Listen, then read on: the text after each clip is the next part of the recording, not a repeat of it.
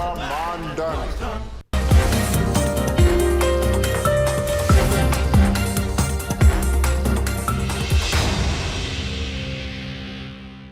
नमस्कार, मैं हूं आपके साथ अली मतर। अपना बिहार की शुरुआत बड़ी खबर से करेंगे और बड़ी खबर इस वक्त हाजीपुर से आ रही है, जहां पर पोलिंग एजेंट के घर में आग लगा दी गई है। पोलिंग एजेंट के परिजनों से मारपीट की गई है। पंचायत चुनाव की रंजिश को लेकर मारपीट की गई है। घर की महिला सदस्यों के साथ भी मारपीट की गई है। वार्ड सदस्य प्रत्याशी पर हंगामा करने का आरोप लगा है। लालगंज के पुरखौली पंचायत की एक घटना है।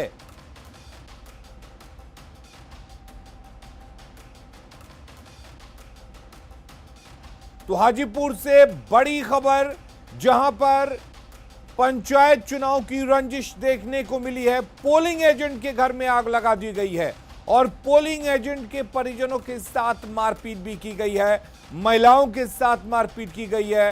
दरअसल पंचायत चुनाव को लेकर रंजिश की आशंका जताई जा रही है। हमारे साथ राजीव मोहन जुड़े हुए हैं। राजीव, पंचायत चुनाव में रंजिश की आशंका, लेकिन ये कैसी रंजिश की पोलिंग एजेंट के घर को ही आग के हवाले कर दिया गया? देखिए, बिल्कुल ये लालगंज प्रखंड में जो आज चुनाव हुआ है, दिन भर हंगामा और बवाल का ही दौर रहा और शाम तक और रात में भी आप देख सकते हैं कि किस तरह से एक घर में आग लगा दी गई है। कहा यह जा रहा है कि ये एक मुखिया प्रत्याशी है पुरखौली पंचायत के और निवर्तमान मुखिया है, उनके पोलिंग एजेंट थे अनिल पटेल, और उनको रास्ते में पहले घेर कर मारा गया, ऐसा आरोप लगाया जा रहा है। और कहा जा रहा है कि जो वार्ड सदस्य प्रत्याशी थे वो चुनावी रंजिश को लेकर पहले अनिल पटेल के साथ मारपीट की, उसके बाद उनके घर पर पहुंचकर उनके घर में आग लगा दी गई, उनके परिवार वालों के साथ मारपीट की गई, जैसा कि भयावह तस्वीर हम दिखा पा रहे हैं। तो इस तरह से ये घटना को अंजाम दिया गया है। इधर पुलिस का कहना है कि इस पूरे मामले की छानबीन की जा रही है। पुलिस की ओर से भी कहा गया है कि जो लोग भी इस मामले में आरोपी हैं उनकी गिरफ्तारी होगी और उनके लिए छापेमारी चल रही है। इसमें पुलिस की ओर से कहा गया है कि 1 से 2 लोग घायल हैं। हालांकि जो पीड़ित परिजन का कहना है कि कई लोग घायल हुए हैं। तो पूरा मामला इस तरह से हुआ है और ये देर रात चुनावी रंजिश किस तरह से बवाल मचा रहा है, किस तरह से चुनावी रंजिश को लेकर बवाल हुआ है वो भयावह। लेकिन अगर आरोप लग रहे हैं राजीव, तो पुलिस के सामने चुनाव कराना तो बड़ी चुनौती है ही, लेकिन चुनाव के बाद जो हिंसा घटनाएं आ रही हैं उन्हें रोकना भी चुनौती है पुलिस के लिए। तो पुलिस क्यों नहीं ऐसी कोई कार्रवाई कर रही है और एक मैसेज दे रही है कि अगर चुनाव के बाद आप कोई भी हिंसक घटना को अंजाम देंगे तो आपको बख्शा नहीं जाएगा? देखिए, इसके लिए पुलिस की ओर से लगातार चौकसी बढ़ती गई है। दिन भर लालगंज इलाके में भी फ्लैग मार्च किया गया था और पेट्रोलिंग पार्टी ने काफी जो है कह सकते हैं कि इस तरह की कार्रवाई की है। लेकिन स्थानीय स्तर पर जो पंचायत चुनाव होते हैं वो बहुत कठिन हो गया है और उसमें जो है इस तरह की लोग। चलिए, बहुत बहुत शुक्रिया राजीव आपका तमाम जानकारी देने के लिए।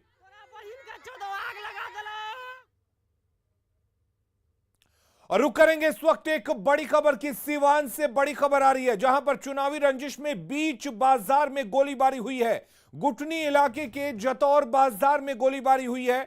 बाजार में 6 राउंड हवाई फायरिंग की गई है और आज ही गुटनी ब्लॉक में मतदान हुआ है, लेकिन प्रशासन वहां पर मतदान के बाद की हिंसक घटनाओं पर रोक लगाने में नाकाम साबित हो रहा है। सीवान से बड़ी खबर आपको बता दें, जहां पर अपराधी इतने बेखौफ हो चुके हैं कि वहां पर चुनावी रंजिश को लेकर फायरिंग कर रहे हैं। कहीं आग लगाई जा रही है तो सीवान के अपराधियों में प्रशासन के डर नाम की कोई चीज नहीं है। यानी कि प्रशासन को यह कहना गलत नहीं होगा कि प्रशासन पूरी तरह से ध्यान नहीं दे रहा, लॉ एंड ऑर्डर पर ध्यान नहीं दे रहा, और शायद यही वजह है कि चुनावी रंजिश में सीवान के अंदर अपराधी गोलीबारी कर रहे हैं।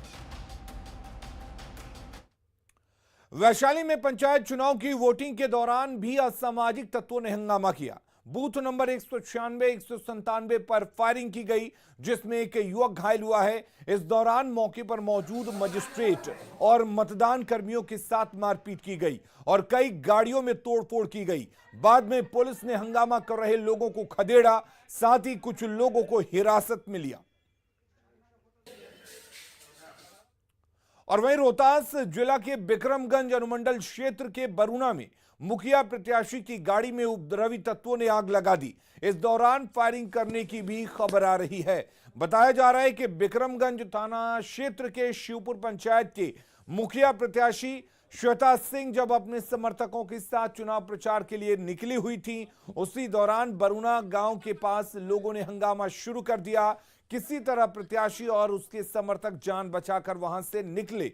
बाद में स्कॉर्पियो को आग के हवाले कर दिया गया।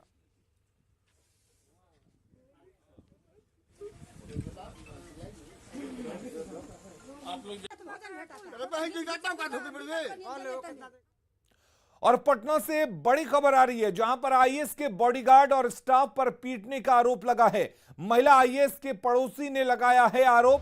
दो गाड़ियों की टक्कर के बाद विवाद बढ़ गया। शास्त्री नगर थाने में लिखित शिकायत दी गई है। एक पक्ष ने मारपीट का वीडियो तक बनाया है, तो यह वीडियो देख सकते हैं आप। महिला आईएएस की दादागिरी देखिए, अपने बॉडीगार्ड से पड़ोसियों को पिटवाया जाता है। महिला आईएएस अधिकारी का यह कारनामा सामने आया है। वीडियो आपके सामने है। जैसा कि पड़ोसी आरोप लगा रहे हैं कि उनके साथ मारपीट की गई है, तो महिला आईएएस के बॉडीगार्ड और स्टाफ पर दादागिरी का आरोप लगा है। महिला आईएएस के पड़ोसी ने आरोप लगाया है। दरअसल दो गाड़ियों की टक्कर हो गई थी, उसके बाद विवाद बढ़ गया और मारपीट तक जा पहुंचा। हम यहाँ खड़े हैं, मेरे से आप लोग बदतमीजी करिएगा। आप बदतमीजी कर रहे हैं। आप चुप रहिए। मैडम कौन है? ओनर कौन है? मैडम ओनर को बुलाइए। नहीं जाएंगे, हम ओनर से मिलकर जाएंगे। हम ओनर से मिलकर जाएंगे।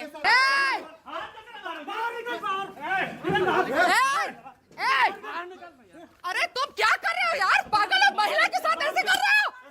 महिला के साथ हम लोग आ जा रहे। नौटंकी बंद करो, नौटंकी बंद करो।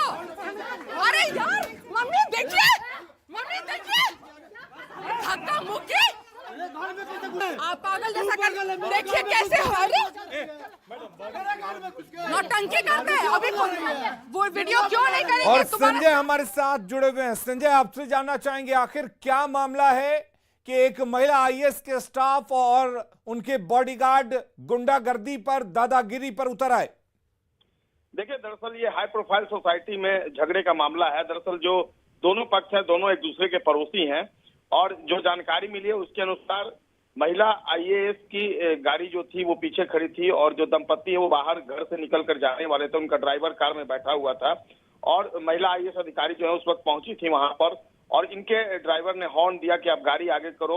उस दौरान शायद ड्राइवर ने नहीं सुनी या फिर उसने जानबूझकर गाड़ी आगे नहीं बढ़ाई। उसके बाद दोनों, जो महिला आईएएस का ड्राइवर था उसने गाड़ी आगे बढ़ा दी और इससे जो दूसरे पक्ष की गाड़ी थी उसमें खरोंच आ गई। उसके बाद दोनों पक्ष में तू मैं हो गई। उस समय आईएएस अधिकारी अपने घर के अंदर चली गई थी। इतने में एक पक्ष जो है उनके घर के दरवाजे पर, आप देख रहे हैं तस्वीरों में, वीडियो में, वो पहुंच गया और आईएएस जो अधिकारी है महिला, उनसे मिलने की कोशिश की गई। स्टाफ से वहां दोनों के बीच कहा सुनी होगी। पहले हस्बैंड और उनके स्टाफ गए थे और उसके बाद धक्का मुक्की, मारपीट। और देखिए जो वर्दीधारी वहां पर पुलिस के जवान है, जो बॉडीगार्ड है महिला आईएएस अधिकारी के, उन्होंने वहां पर जो लोग पहुंचे थे, जो महिला के हस्बैंड है, उनके स्टाफ, उनके साथ धक्का मुक्की की और बात गाली गलौज तक बढ़ गई। और इसके बाद यह पूरा मामला जो है अब शास्त्री नगर थाने में पहुंच गया है और फिलहाल शास्त्री नगर थाने की पुलिस इस पूरे मामले में छानबीन कर रही है। जी अलिन। चलिए, बहुत बहुत शुक्रिया आपका तमाम जानकारी देने के लिए संजय। आप पागल जैसा कर। अगली खबर का रुख करते हैं। कश्मीर के अनंतनाग में बिहार निवासी राजा ऋषिदेव और योगेंद्र ऋषिदेव की जान लेने वाले गुलजार अहमद को सुरक्षा बलों ने मार गिराया है। गुलजार अहमद आतंकी संगठन लश्कर-ए-तैयबा का कुलगाम जिला का कमांडर भी था। 17 अक्टूबर को अनंतनाग के वानपो में आतंकियों ने एक घर में घुसकर फायरिंग की थी, जिसमें अररिया के राजा ऋषिदेव और योगेंद्र ऋषिदेव की मौत हो गई थी, जबकि चुनचुन ऋषिदेव गंभीर रूप से घायल हैं और आज यह आतंकी अपने अंजाम को पहुंच गया।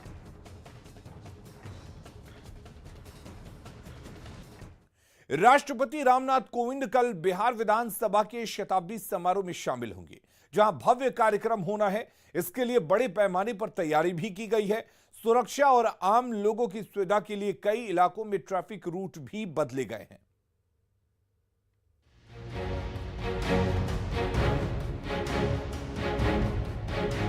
सज धज कर तैयार है बिहार विधानसभा का भवन। रंग बिरंगी रोशनी से नहा रहा है बिहार विधानसभा का ये भवन। दीपावली से पहले ही दीपावली सा दृश्य दिख रहा है, क्योंकि मौका ऐतिहासिक है। स्वर्णिम इतिहास को समेटे बिहार विधानसभा का भवन 100 सालों का हो चुका है। गुरुवार को भवन का शताब्दी समारोह है। समारोह में शामिल होने के लिए राष्ट्रपति रामनाथ कोविंद भी बिहार पहुंच चुके हैं। एयरपोर्ट पर बिहार के राज्यपाल फागू चौहान, सीएम नीतीश कुमार, विधान परिषद के सभापति स्पीकर विजय सिन्हा समेत कई मंत्रियों ने राष्ट्रपति का स्वागत किया। शताब्दी समारोह के मौके पर भव्य कार्यक्रम होना है, जिसमें राष्ट्रपति भी शामिल होंगे। यही जगह है जहां पर विधानसभा परिसर में जब वो कार्यक्रम में शामिल होंगे तो इसी कुर्सी पर रहेंगे जहां पर अशोक स्तंभ लगा हुआ है। इसके बगल में राज्यपाल होंगे, मुख्यमंत्री होंगे, विधानसभा अध्यक्ष होंगे और तमाम जो अन्य जो गणमान्य लोग हैं वो भी यहां पर मौजूद होंगे। राष्ट्रपति के दौरे को लेकर पटना में यातायात व्यवस्था में बदलाव किया गया है। सुरक्षा और आम लोगों की व्यवस्था को देखते हुए कई इलाकों में ट्रैफिक रूट्स बदले गए हैं। पटना के आर ब्लॉक के ऊपर से हार्डिंग रोड की ओर जो वाहन जाते हैं उन्हें नहीं जाने दिया जाएगा। एक बार फिर से मैं आपको बता दूं कि पटना के आर ब्लॉक के ऊपर से हार्डिंग रोड की ओर वाहन जो जाता है उसे नहीं जाने दिया जाएगा। इन रूटों से जाने वाले सभी वाहनों को वीरचंद पटेल पथ से होते हुए इनकम टैक्स गोलंबर से बेली रोड से होते हुए पश्चिम की ओर जाने की दिशा के निर्देश दिए गए हैं। यानी कि अगर आपको इस रूट से जाना है तो आपके लिए जानकारी महत्वपूर्ण हो सकती है कि पटना के आर ब्लॉक के ऊपर से हार्डिंग रोड की ओर जो वाहन है वो नहीं जाने दिया जाएगा और इन रूटों से जाने वाले सभी वाहनों को वीरचंद पटेल पथ से होते हुए इनकम टैक्स गोलंबर से बेली रोड से होते हुए पश्चिम की ओर जाने के दिशा निर्देश दिए गए हैं। यानी कि आर ब्लॉक से नीचे हार्डिंग रोड में वाहनों को जाने की अनुमति पर पूरी तरीके से भी रोक लगा दी गई है। राष्ट्रपति बनने के बाद रामनाथ कोविंद का ये दूसरा बिहार दौरा है। राष्ट्रपति इससे पहले नवंबर 2017 में पटना पहुंचे थे। वो तब यहां कृषि रोड मैप के उद्घाटन के लिए पहुंचे थे। अब 4 साल बाद एक बार फिर बिहार दौरे पर पटना पहुंचे हैं। पटना से न्यूज़ 18 के लिए शैलेंद्र के साथ आनंद अमृतराज की रिपोर्ट। स्वच्छता पर न्यूज़ 18 के सबसे बड़े अभियान साफ सफाई जरूरी है भाई, इसकी पड़ताल हमारे क्लीन रिपोर्टर हर रोज आपके शहरों में जाकर सफाई की पड़ताल करते हैं। इसी कड़ी में आज हम आपको दिखाएंगे लखीसराय जिले में स्वच्छता का क्या है हाल। देखिए, पड़ताल करती है हमारी ये रिपोर्ट।